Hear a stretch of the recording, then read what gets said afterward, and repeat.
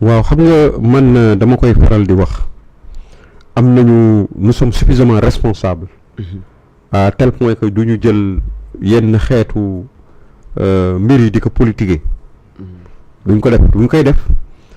c'est parce que adversaire bi moom moo ñu ubbil benn canevas boo xam ne mën nañ ko ci atteindre maanaam il répond de ses propres turpitudes en réalité ñun li ñu leen di wax yépp c'est pas parce que ndox mi dafa daanu on comprend que partout il y a des inondations jusqu'à Médinatul Munawara da ngay gis inondation am fa nit ñi gis nañ ko gisati ko feneen n'est-ce pas dans d'autres sphères dans d'autres espaces lu gën a graaw loolu moo fa am n'est-ce pas da ngay gis ay typhon di jóge ci géej gi dugg ci benn réew mel ne États-Unis yóbbu réew mu dëkk ba yépp mu yóbbu ko donc ñun duñu politique yu mel noonu mais ñoom quand ils étaient dans l'opposition c'est eux qui en faisaient un fonds de commerce le malheur des populations lañ doon jël di ko utiliser contre seen ay adversaires politiques tey nag ils répondent de leur de ça seeni wax moo leen di dat dans toute chose loolu moo leen di dat lañ daan wax démb ak bërki démb keroog gis nañu daaw ministre ñëw taxaw muy Cheikh Tidiane Dièye nga xam ne moom moo amee responsabilité am la mu ñëw taxaw situation amul benn réaction bu mu ci mën a def lu taxaw ni nawet bii du suñu nawet dégg nga bërki démb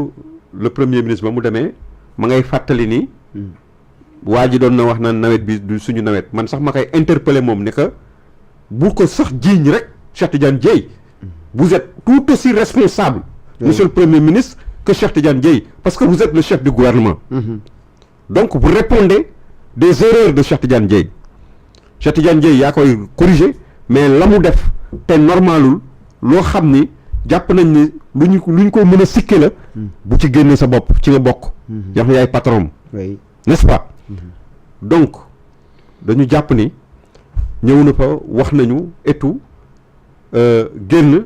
guñu dëkk bi sax yàlla suñu borom wàcce ay mbiram ay xéewalam ñun dañu jàpp ne ndox xéewal la xëy na indi na ay jafe-jafe yoo xam ni doomu aadama yi ñu nga xam ne ñoom ñoo ci am ay métit ak ay naqar dañ koy bokk ak ñoom di suñu ay mbokku taalibe dëkk ci dëkk bu nga xam ni ñun ñëpp ñu ngi waajal incha allahu taala bu neexee yàlla pour dem fa santale Serigne Touba boromam suñu borom ci li nga xam ne mooy nattu yi mu ko tegoon donc ñun ñëpp bu doon suñu sagoo lu mel noonu du am Touba n'est-ce pas ci moment boobu mu nekk surtout nag moment bi ñu nekk nii donc ñun li ñu jàpp mooy aujourd'hui des mesures vraiment pérennes doivent être prises pour essayer de régler définitivement cette situation parce que tamit moi j'ai l'impression que la nappe même de Touba la nappe phréatique au niveau de Touba dafa bari dafa ngand dafa bari c'est énorme il est temps de maanaam jëriñoo ko parce que bu fekkee ñu ngi koy jëriñoo xëy na du nekk di stagner di toog ci biir suuf si nga xam ne bu tawee rek dafay génnaat parce que dëkk boobu yëpp boor yooyu yëpp jusqu'à Kaddu Ballo ji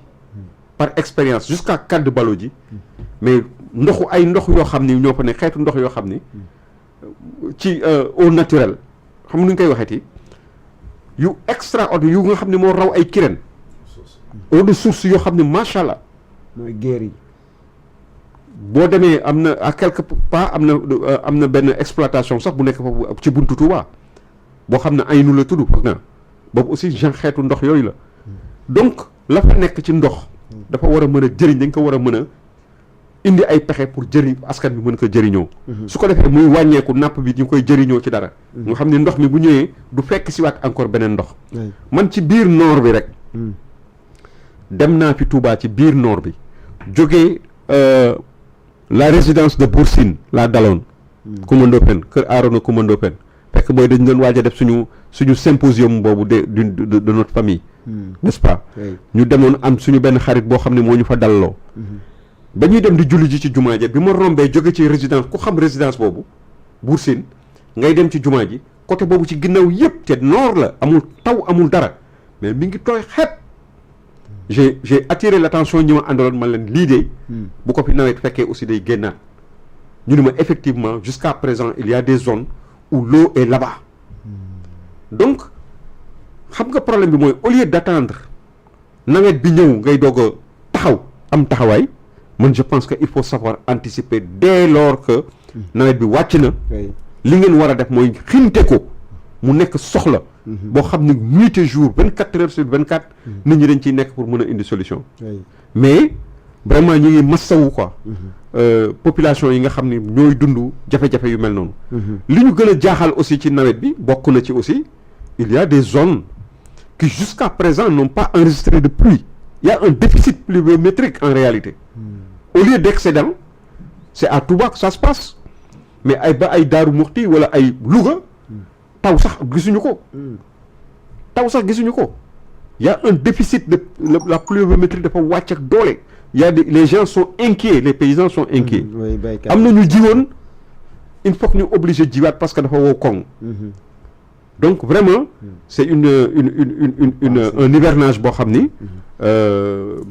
xaw na mi ngi commencé jaaxal nit ñi daal. voilà mi ngi commencé jaaxal nit ñi. yàlla dina suturaal ñëpp quand même ñu am nawet bu mucc ayib. te gis nga baal ma rek ma daal nañ ci loolu. xoolal fu ma dellu see ci plan bi nga xam ne wala ñuy wax. on a entendu le premier ministre pendant combien d'heures dégg ngeen ko fu mu wax waxu baykat. baykat yi. man dégguma ko benn yoon mu wax waxu baykat. nappkat yi ñu wax sax dañu nappkat yi lañ leen doon jox comme subvention dañ koy dindi te ñooñu ils représentent au moins 70% de la population du Sénégal. ñoo gën a sonn ci réew mi. très bien voilà allez-y Papa Latir inondation yi quand même daanaka mu nekk effet d'annonce boo xamante ne nii mën nañ koo wax quand même buñ gisee li xew Touba du foofu kese itam. parce que Kaolack itam taw ba daanaka sonal na leen lool muy taw bu njëkk nii mais quand même fii si Dakar xëy na dafay tawagul rek mais quand même bu tawee itam njort nañ ne dinañ jànkontewaat encore ak ay jafe-jafe inondation pourquoi ça compte toujours affaire inondation yi nii ndax itamit mën nañoo ñëw rek brusquement régler ko comme une bonne fois pour toutes quand même ñu tàggoo ak inondation yooyu noonu wala.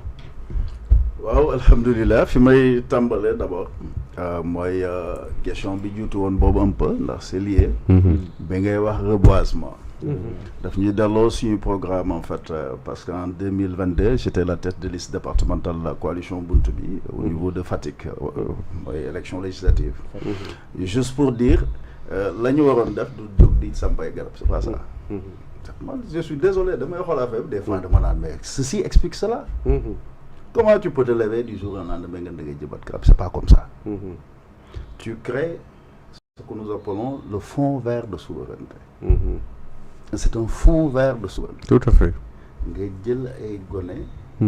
surtout am nga avantage am na booy yu bëri yoo xam ne ñu ngi seen doole sawar nañu ci say mbir. ñooñu ngay engagé ci mbir mi. mais en quoi faisant boo ko defee nag nga nekk en collaboration surtout avec ceux qui luttent contre le changement climatique. le changement climatique yi mooy tax nga gis taw bi boo gisee août bi ñu dugg ba ca septembre ba da ngay